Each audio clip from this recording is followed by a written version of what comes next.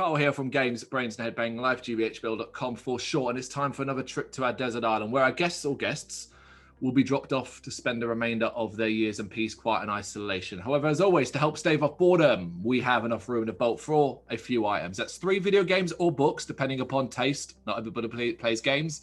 Not everybody reads. 3 horror movies, that one is strict. And of course, 3 records, musical records. Plus, as always, 1 extra item that is decided at the end. We don't tell you about beforehand. It's off the top of your head. We'll get to that at the end. My guest today, it's my absolute pleasure to introduce LG, bass player and vocalist of Swedish death and grind metal band Belarus Beaver. LG, thanks for taking the time to do this, man. How you doing today? I'm doing just fine, thank you. Yeah. I just want to correct you there. I do not play bass in Belarus Beaver. I just do the vocals. But, oh, okay. That's my mistake. My apologies. It's okay. It's okay. I can take credit for it, but I don't do it. Oh, excellent. Well, how you been coping over the last 12 months? Now we live in the COVID times. How's life been for you? I've been living in isolation before COVID because I was living up in a farm in Norway for almost 2 years. So it hasn't, affected me too much. Okay. Like everyone is losing their mind over isolation, and I've been there for 1+ years from the rest of the world. So, I mean, but I'm kind of a solitaire. I would quite enjoy to go to a deserted island, to be fair. So that's fair. Yeah. What about the band then? How has it affected the band? Since we're only 2 people in the band, and we do everything over the computer. I mean, we send each other fucked up ideas, and we get together twice a year and just record and drink a lot, and just spawn ideas based on that, basically. So. Oh, I love that. That's business as usual. Then what's been keeping you busy? What's been keeping you busy over the last 12? Finding work. Me personally, but I mean,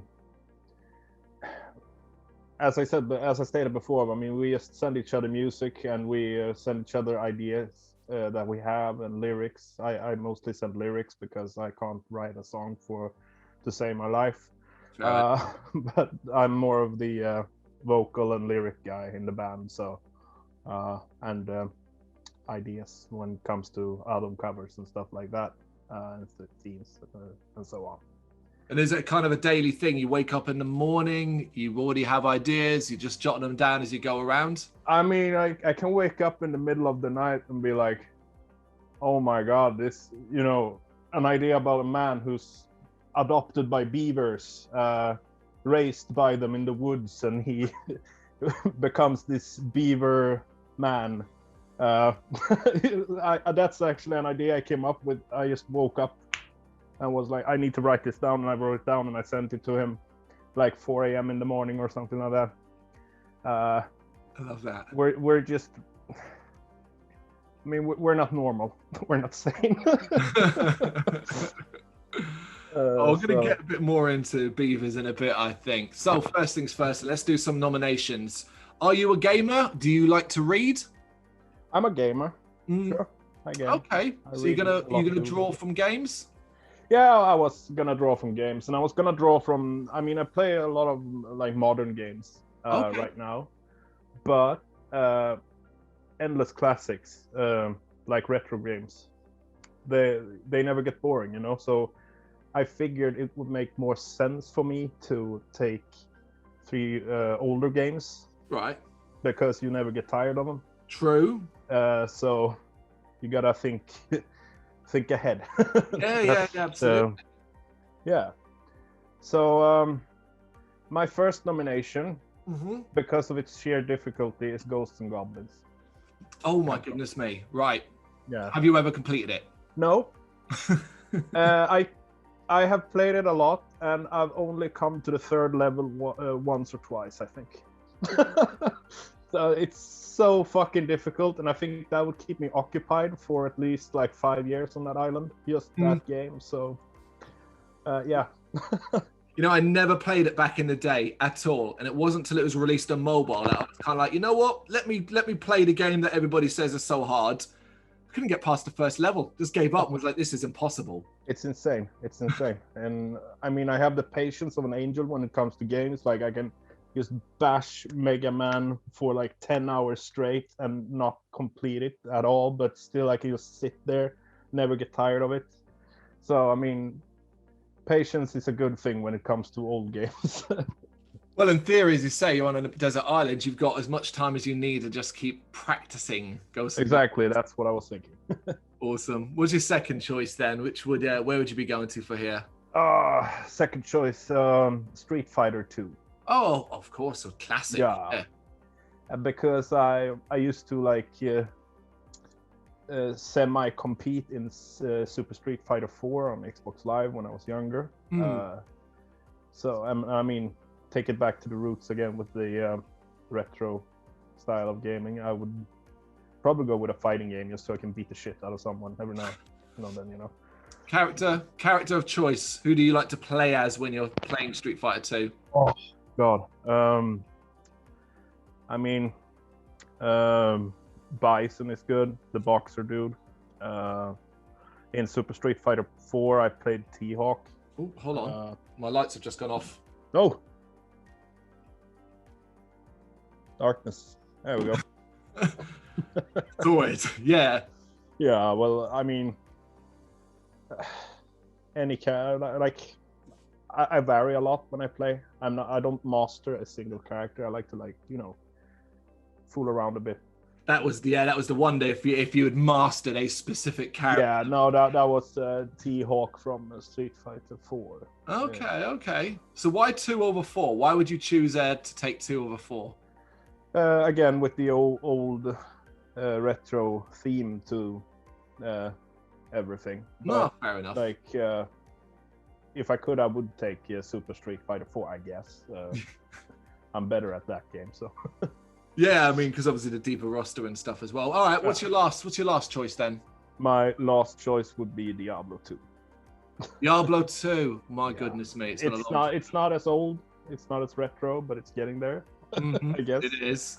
But I think that game kind of got me into gaming, like addicted to gaming at a young age. When Lord of Destruction came out, I didn't leave my computer, and internet bills were sky high, and my parents were screaming at me. So I think that's amazing. That has to be my choice.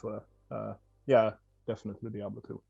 3 brand new games. We get a lot of games that come up the same choices and so on, but no one has ever said any of those games. So it's kind of cool to see you come up with 3 very original games. Well, I'm Swedish, so you know it's we're twisted over here. I guess I don't know. yes, I've been talked to a lot. Which is the most popular game people mention? Like the most common game they mention? Skyrim. Elder Scrolls Skyrim or Final Fantasy VII, I think, are the 2 that have come up the most. I should have picked Oblivion. Fuck. Oh well. Oh well. I will not regret my picks. So those are my picks. Cool. Take us back to the very beginning then, because Belarus Beaver, it's quite a new band. What's the story behind the creation? The story behind the creation is that I met David at a gig. He was playing with his old band called Razor Rape. Maybe you've heard of them. And I saw them live, and I was friends with the bass player in the band at the time, old bandmate of mine from my older days. Okay. And kind of got together, and we moved to the same city approximately at the same time.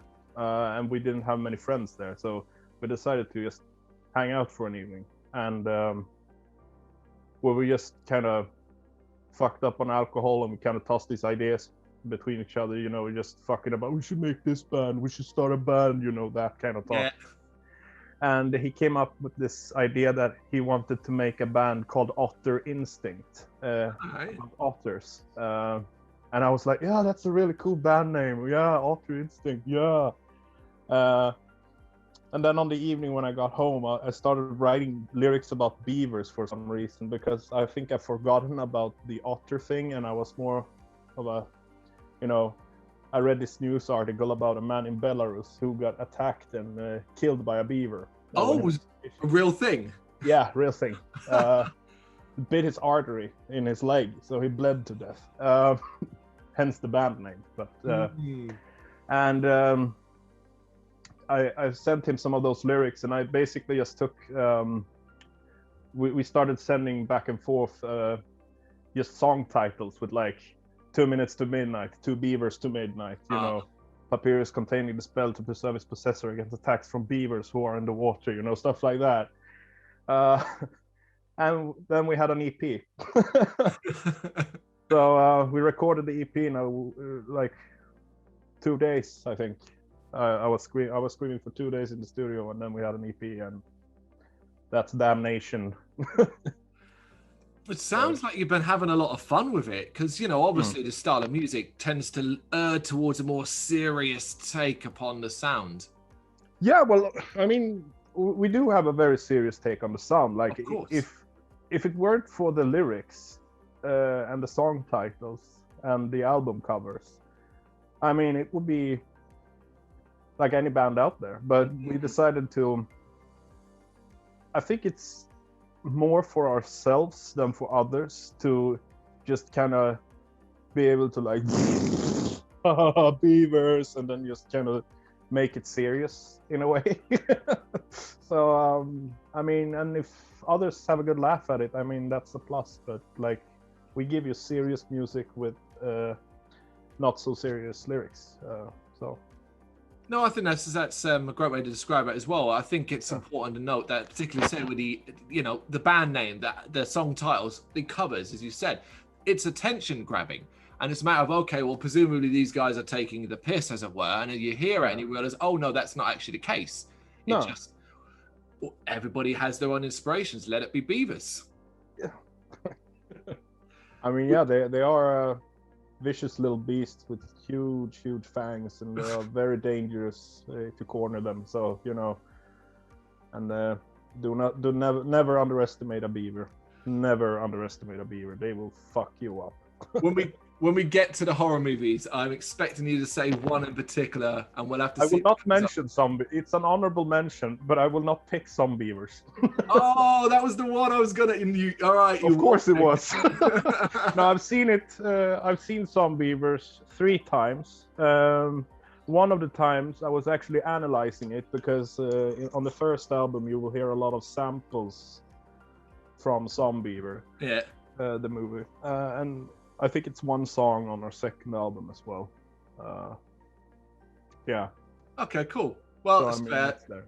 I'm glad to know it was there anyway. So would you say, like, your sound-wise, to do Belarus Beaver, it's the sum of all your influences, your talent, or is there something more in regards to what you both listen to personally that comes in?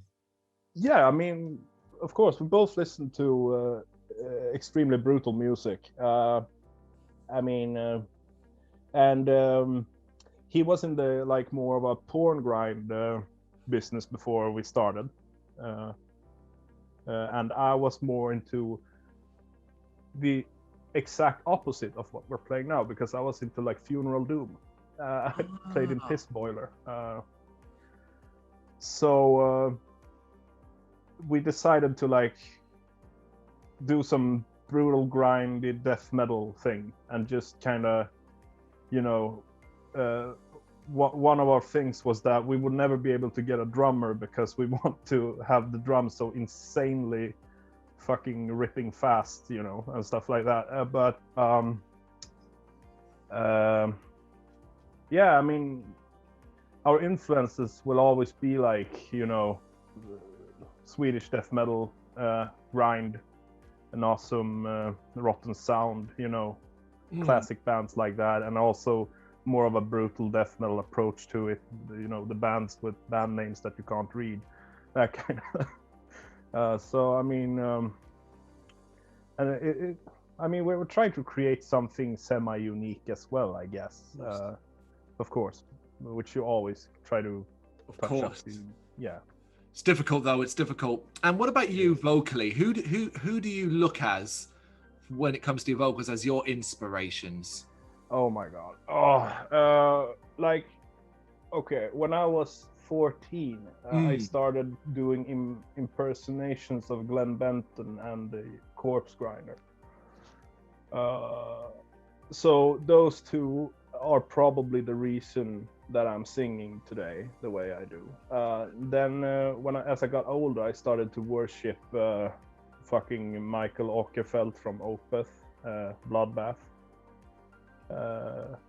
because his vocal style is very fucking nice. We also have Jörgen Sandström from Grave, Torture Division. I mean, just the first two I mentioned were of course American, but I kind of discovered American death metal first and was like, how big is this scene in Sweden? And I was like, oh my god, it's better here. It's like the best fucking genre in Sweden. You know? Yeah, and then I started exploring the Swedish sound and all that, and I mean, I've just kind of developed my own style over the years, but I mean, I still have quite a basic. I don't think there's anything special about it, except that I can, do very high notes and very low notes, and just everything in between. One of our an old studio guy I worked with said that I was like a growling MIDI keyboard, because he could just do this note and I did that note, and he was like, do this note and I did that note. So I don't have any. Every album sounds different when I record, because it's always like, this song needs like this tone, and and then I can go higher, whatever, lower, higher. I just do what's needed for the moment. So that's incredible. Do you like experimenting with your vocals? I love it. Yeah? I'm trying to learn throat singing as well, because I just love the sound of it. So Ooh. How's that going? It's going okay, I guess, but I'm getting there. Been trying for several years, and it takes a lot of practice to do it, but Cool. Can't wait to see that come to fruition, man. That's incredible. It's difficult as well. It is, yeah. I'm hoping I can master it one day, but I'm only 31 years old. I still got another at least 20 years before I start to. And even then, you can always find the new style that fits with your advancing years. Exactly. Absolutely. Exactly. All right, man. Second nominations then. Horror. Are you a horror movie guy? I am the horror movie guy. The horror movie guy. There, statement. I'm not a huge fan, but I did watch. I'm currently in a Saw movie marathon right now. Oh, okay. All right. You're working your way through it. Yeah. I mean, the first one is good, but then they just kind of get progressively shittier, which is almost the case with every kind of, except for like Friday the 13th or Halloween, maybe. Those first few 3 or 4 movies are kind of good, and then they stagnate. But you'd be hard. Yeah, you'd be hard pressed to find a franchise that doesn't, as you said, go downhill after a couple of movies. They should stop milking that shit. Make fucking trilogies or whatever, but keep. Whenever I think that, I think the last sort of big franchise that was being milked was the Paranormal Activity franchise. And you get to number 5 or 6 and think, why the hell are they still making this? And then all you'd look at is the box office receipts and see the movie was making 20 times its budget, and you're like, well, this is why they keep making them, because we keep going. Yeah. I mean, we keep going to them, but after every single movie, it's like, oh, this was so shit. Why do they keep making these? And then it's like, oh, a new movie, let's go see that. And then they already have their money, so it's like, fuck, why did I waste money on this fucking shit? I don't know. It's franchises, they need to slow the fuck down, in my opinion. But there's a lot of new good horror movies as well, I think. Cool. So yeah. Right, get started then. What's your first nomination? My first nomination is my all-time favorite movie. It's a classic. It's the Texas Chainsaw Massacre from 1974. Wow. Yeah. It's like the end. like the ending scene when he stands in the the sunrise with the chainsaw in the middle of the road and just swinging it, screaming that she got away, and Iconic. almost gives me an erection, man. That fucking chainsaw, and love that movie, love it. I've seen it probably 30 times or something. What age do you reckon you were when you first saw it? 12, 11. Oof. I think. Yeah, I have 2 older brothers. So, Fair. like, yeah, he's gonna babysit you tonight, and you can just see his face like, I got The Exorcist. Amazing. I love that. Yeah. What do you make of though the people that say the sequel, Texas Chainsaw Massacre 2, is superior to the first? Do you get that? No, I don't get that. Yeah. I probably seen those sequels once or twice. I mean,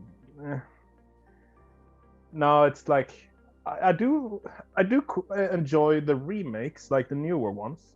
I think they're good, but like the old follow-up movies, they were nah. I didn't enjoy them. Well, that's fair, and I get what you're saying about the remake. Modern take on that story with the glossiness as well is going to look nice, but the appeal, right, no doubt to you, is the rawness, the Tobe Hooper rawness of the original. Oh yeah, absolutely. Like, and the backstory about the movie, like when they made the movie, like when she's running through the bushes and all that, most of the blood is actually hers on her sweater because she cut herself on those bushes, and it's just so much work and real blood and sweat put into that movie. So I mean, just love it. All right, second choice then. Second choice is the only movie that no matter how many times I watch it still kind of freaks me out in a way, and that's gotta be Stanley Kubrick's The Shining. Oh, really? Okay. Yeah, it still gives me the heebie-jeebies because like I still get goosebumps from it for some reason. It's just the atmosphere of the movie. It's very like heavy, and Jack Nicholson is just great in it, and and those fucking twins in the corridor, and the elevators with blood in them. It's a very artistic movie, and at the same time a very scary one. So, and I think it's just a beautiful piece of film altogether. I love that movie. Oh, 100% agree. It's incredible that you would choose your first one, Texas, being so visceral, your second one being so atmospheric heavy. I have to ask then, have you read The Shining, the book? I have, yes. Okay, so obviously, Kubrick's The Shining, the book, very, very different. Stephen King himself didn't like it. Does that bother you, or you just kind of like see them as two separate things? Two separate things. I mean, I can see it as the story based on The Shining, like the book. No problem. I do not care that Stephen King disliked the movie because I love it. I mean, I've read a lot of Stephen King.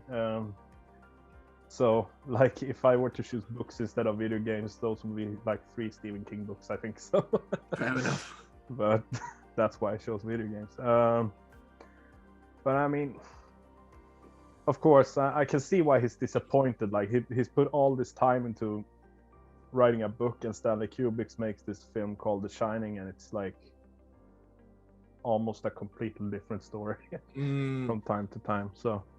Yeah. But as a King fan yourself, you must be aware then the amount of bad movie adaptations there are of his work, that even one that doesn't reflect the story as well is worth having over some of that rubbish. Like The Lawnmower Man, for example. Yeah. The story is actually kind of creepy, but when you watch the movie, it's like, this isn't The Lawnmower Man. What? No, no, like Creepshow, I like him, those kind of movies as well. But like some of the adaptations, God, atrocities. Yep, absolutely. Go on, what's your last choice then? My last choice is Evil Dead. Oh, the original? The original one, yeah. Okay, cool. From 81. Cool. Yeah, I mean, it's just that It's just such a good classic in my opinion. Like it has some elements of humor in it as well. So I view the Evil Dead movies, the older ones, more like horror comedy kind of thing. Especially the second and third one, of course, Army of Darkness. It's a fucking pure comedy movie, in my opinion. Yeah. Interesting. So people tend to like lean more towards the sequel, like Evil Dead 2, the remake, re-release, whatever you want to call that movie. Yeah, I do like the elements. I do think they are equal, like the first one and the second one. Like the second Evil Dead movie is fantastic as well. Okay. I had to choose one, and No, that's fair. It's just interesting to always gauge, if someone says, oh, I really love the original Evil Dead, they often turn around and go, yeah, I don't really like the comedy elements of the sequel. And that becomes a problem to them, No, but I like the comedy. Like, I think that, trauma movies, Toxic Avenger, stuff like that, fucking love them. That's just raw comedy for me as well. Like, there's nothing horror about them. It's just splatter, gore, and comedy. It's really fun. Yeah, Trauma are insane. Trauma are on a different level. Yeah, love it. As we talked about the remake of Texas, I have to ask you then, what about the remake of The Evil Dead? Is that something you've seen? I've seen it, yeah. I actually saw it on the cinemas. There are some scenes that I really like. Like, it's really graphic. Like, when she cuts herself with a mirror kind of thing, dismembers her own face, and I also like the end, like when it started to rain blood and stuff like that. Really cool scenes. Yeah. But like story-wise, that's the problem with remakes, in my opinion. Like they do what they weren't able to do like 30 years ago, effect-wise. So they make them really cool, but like story-wise, they fuck them up. I think. I'll bet as well. You could probably talk me through the entire plot of The Evil Dead 1981. All the way through from beginning to end with dialogue, whereas if you were to do that for the remake, you'd struggle, right? Yeah. Absolutely. Longevity, absolutely. Right? Like lasting impression. Yeah, exactly. Those were the movies I grew up watching, and they will always be in my heart. And as you said before, the honorable mention, Zombievers. Yeah. So you guys have been super prolific since your inception. 2 albums in 2 years. What's going on now, though? What's currently going on now in the camp? We're working on album 3. We're working on some other things, a demo, kind of like a mini release. I'm not gonna say too much about it, but we're still working. Say no more. I get it. Chipping away, and we will see what comes from the camp. It'll be very, very exciting. Yeah. One thing we've been asking a lot of the Swedish guys, particularly we've been talking to in the Grind to Death Records, is about the Swedish metal scene. We talked briefly about it, the iconic nature of it. Does that, or has that ever put any pressure on you and the band in general to live up to that name? I mean, in the end, Sweden is just a piece of land on this planet, but I won't argue that we, in my own humble opinion, we have some of the finest metal exports on the planet. So of course you always have this standard to live up to, I guess, but it's not something we think about. I think it's just that we have really good materials to work with here. We have a lot of like rehearsal studios and stuff like that, a lot of music studios, and just generally very talented people, I guess. I don't have an explanation to why Sweden is what it is, but I mean, it's in the water, man. Something you're all drinking. Yeah, probably like some Viking blood. We used to go over to your country and just rape and pillage you, and I mean, that's incredible. So what about live? Is that something you have talked about, considered? Is it something you might look at further down the line? We have talked about live shows. Although, as I stated before, the drummer is gonna be a bit tough to find. There are drummers out there that can do that stuff, though. There are, yes, Yeah. and we have started to look into some of them. But like for now, it would just be two dudes, a guitar, a microphone, and a beaver behind a Hello Kitty drum set. You know, kind of. I've seen less on stage, so Yeah, I mean, just look at the what's that festival down in Southern Europe? All those crazy bands, the guys jump up on stage. Obscene Extreme. Oh, Obscene, yeah. Yeah. There you go. That would probably be the place we'd gig, if anything. But yeah, we discussed it. But right now we're just kind of a studio band. Absolutely, and just the prolific nature, get that back catalogue underway and try and reach the world with your music. Is that something you're not thinking about, because of course you are, but is it something you're aware of, that your music is spreading throughout the world? E.g., do you study stats and things like that on Spotify? No, I mean, I've never checked stats on Spotify. I mean, sometimes I can jump in and just see how many, listens we have on each song, but I don't check where people listen. But we've had a few messages from like Thailand and stuff that, come to Brazil kind of messages already.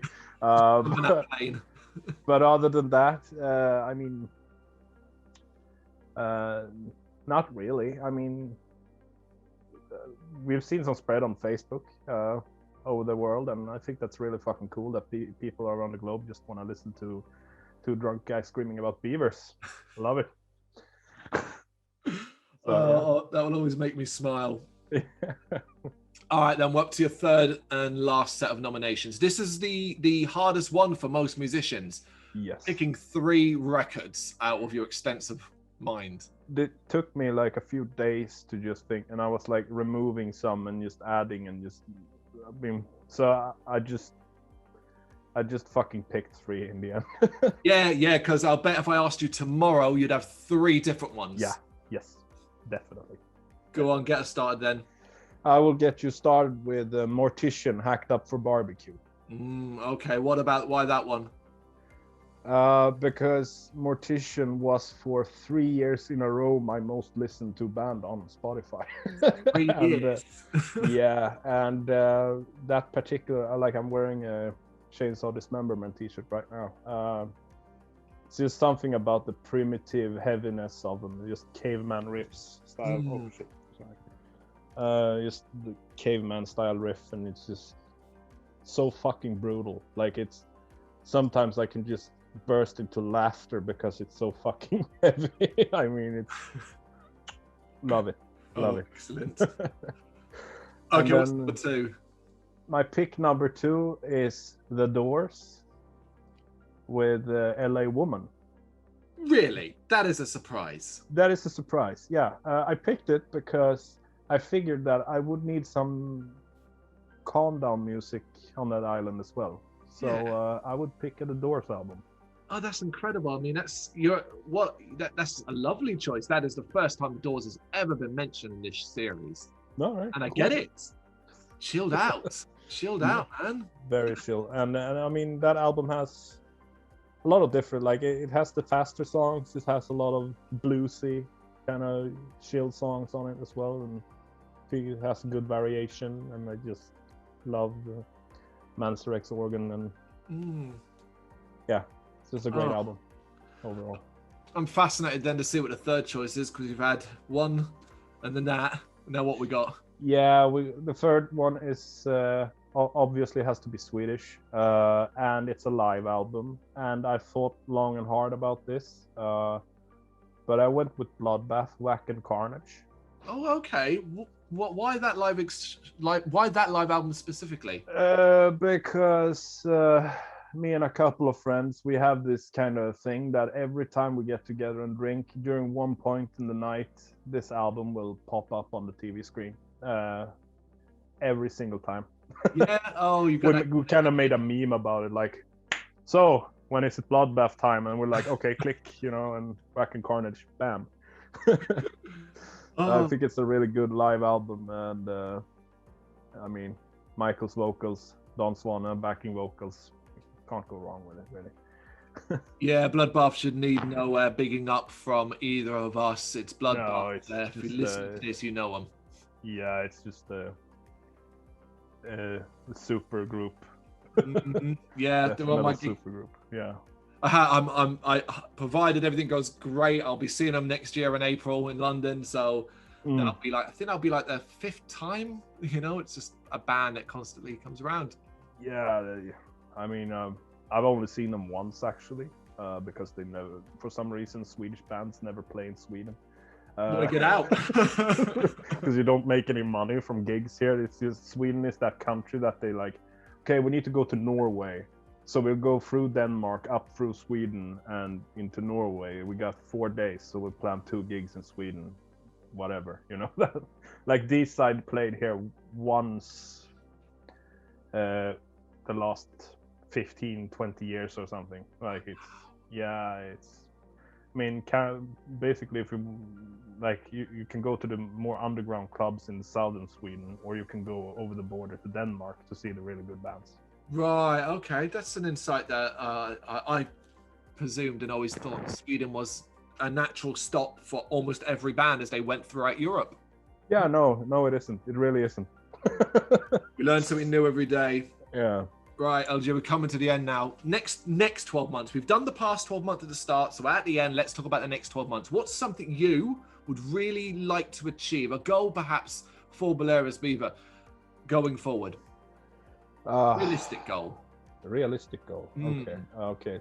Scratch whacking. Oh no, that is big festival, lots of slots. Yeah. I was talking about main stage, of course. I have no idea. Like we're just trying to fit in times and to actually record this bitch and just get album 3 on the run and our other various small projects with the band. So I guess just album 3 is our goal this year. Like we try to push 1 album a year, and we have material for like 2 more albums after this one. So like this is a never-ending Beaver machine, man. Yeah, I was about to say this is just a swarm. This is a swarm, man. This ain't gonna stop. No, the Beavers won't stop, and we won't stop. We need to spread awareness, Oh, see, that would have been a perfect cutting off point for an interview there. But I do have one final question, and it is the nominated item that we don't tell you about. And what it basically is one thing that you think you can't live without. It's a luxury item. The only rules are can't be a person, can't be a pet. All right. Wow, I didn't think this one through, but I think I would probably like this island. Is it just rocks or it's like palm trees and? No, it's whatever you can think of the most beautiful location it could possibly be. A still to make alcohol with. I would like, fuck it, just pick fruits and try to make alcohol with them,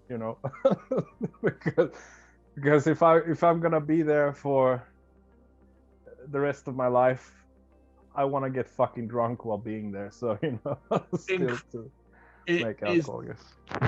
It is no surprise to anyone that once again LG has pulled something that no one has ever said before in this series. You have absolutely killed it. As musicians tend to almost always go, oh, I should probably bring my instrument, be it a guitar, this is my instrument. I already have it, man. Still had vocalists say, oh, I'll bring a microphone so that way I've got something to sing into. Yeah, you just grab a stick or something, There you have it. LG, thank you so much for doing this. I really appreciate your time. Thank you for having me. It's been great. Thank you very much for watching. You can check us out on gbhbl.com as well as on Facebook, Instagram, Twitter and Tumblr. Go to Patreon and help us out over there. That's patreon.com/gbhbl, as well as Big Cartel, where you can find some of our merchandise. We have a podcast running on SoundCloud and Apple Podcasts. And of course, if you like this video, do us a favour, hit the subscribe button and help the channel grow. Games, horror and heavy metal, what else is life for?